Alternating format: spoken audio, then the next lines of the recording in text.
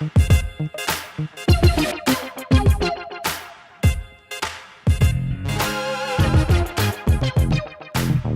good morning. Thank you for choosing White Castle. How may I help you today? My name is Kausala.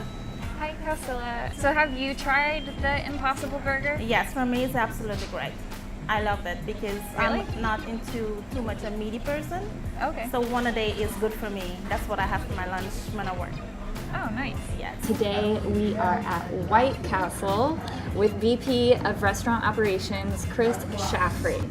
So really excited. Thank you for having us. Awesome, glad you're here. The reason why we're here is because I'm from the Plant-Based Review, and I am so amazed and impressed that White Castle has 4 items on their menu. I believe 4 now.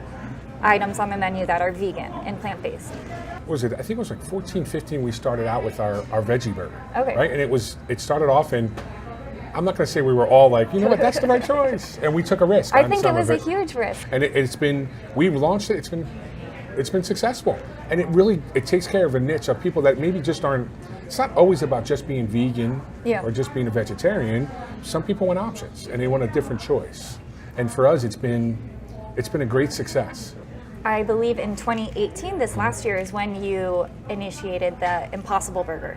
The one thing about the veggie that taught us that we can cook other things, right? So we've cooked burgers for a long time, but with veggie, we learned, you know what, we can do more. We can cook more. So that product, and then having everybody come out, we had our whole training team come out, our chefs come out, and really show, hey, look, this product is not as hard as... It's not so scary. It's not scary. It's not going to hurt anybody. And then we kind of, I don't want to say enforce, but try to encourage every person that we made every team member cook this product. Whether you don't work the grill or you're not, you need to understand the product. And then we strongly encouraged them all to try it. And So how did that taste testing go? It went really well. I would say, I would have been wrong. I would have said 50% of the people would not have tried it. I'd say 90+% tried the product. Oh, okay, that's awesome. Really, and most of them enjoyed it. There is no meat, it's an impossible slider. So we're cooking it with onions, lavery seasoning, a little bit of water, and a little bit of cooking oil. It becomes like a regular hamburger, but it's without meat. It's a meat lover's delight. A meat lover's delight. Meat lover's delight for sure. It tastes awesome. For me, one of the things that I've always been excited about, even when I started with White Castle, is we always had these areas where you can see everything we do.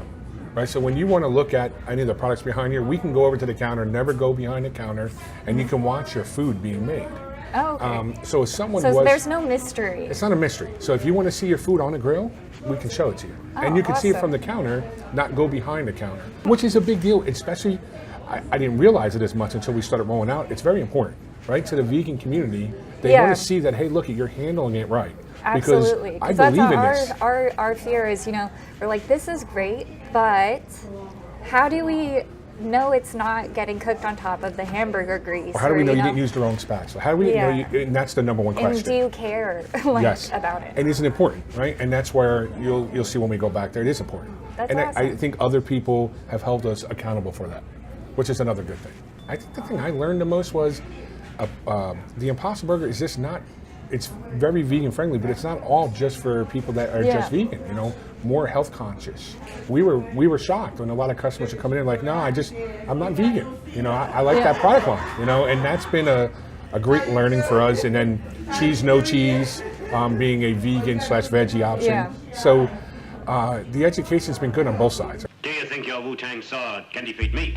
Please tell me, how did Wu-Tang Clan get involved in White Castle and promoting specifically the Impossible Burger? Because Being from that New York. content's really cool. Yes, and I got in trouble because being from New York and I have friends that love Wu-Tang and I didn't invite them to the party and I was at the party and it was a phenomenal thing, and Impossible arranged the Wu-Tang to come in to work with us. Oh, and okay, they've been part of the process, and have them at White Castle, a local castle in one of our old school castles in our dining room. It just was natural. And it just felt like a perfect collaboration. It did, and I was surprised how quick once they came out, how crazy it went. We had people lined up around our buildings trying to stare in our windows when they were there, which was... So it was like a whole kind of public event. Yes, you had to actually, I think it was the first event I've ever been at that had to be on the list to get in. So I was actually feeling really cool, like, you're not on the list, you can't come in. So it was really neat. Thank you so much, Chris, for sharing with us how the impossible can be made possible.